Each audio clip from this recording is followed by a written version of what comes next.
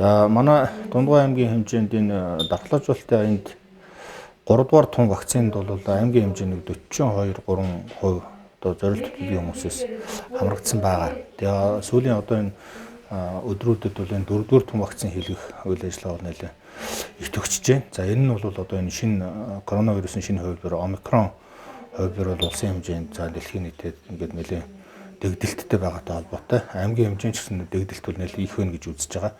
Тийм учраас бид нар бол өчтөр буюу 22 оны 1 сарын 18-ны өдөр аймгийн онцгой комиссийнхаа хуралдаанаар ер нь спортын арга хэмжээ үйл ажиллагаанууд, хурим найр, тэгээд соёл урлагийн арга хэмжээнүүд гэх мэтчлэн олон нийтийг хамарсан үйл ажиллагаануудыг бол хоригдсон. Тэгээд бүх нийтийг хамарсан юм жолоолтын үйл ажиллагаанууд мөн байгууллага аж ахуйн нэгжүүл хийхгүй байх.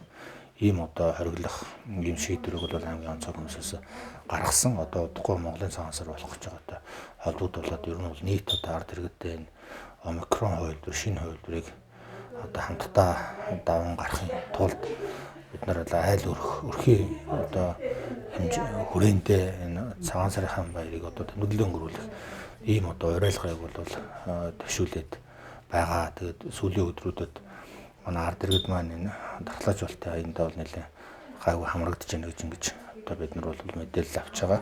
Тэгээд миний хувьд ч гэсэн одоо нийт Дундгой аймгийнхаа ард иргэдийг уриалаад 4 дахь тун вакциндаа бол өнөөдөр ороод ингэж явж байна.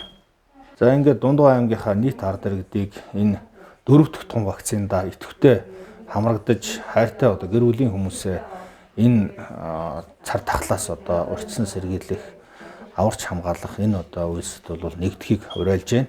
Мөн одоо сайжруулагч юм их усан бар жилдээ айл өрхөөрөө одоо өрх гэрийнхээ хүрээнд сар шиндээ сайхан шинэлхийн ерөөл хөргөё.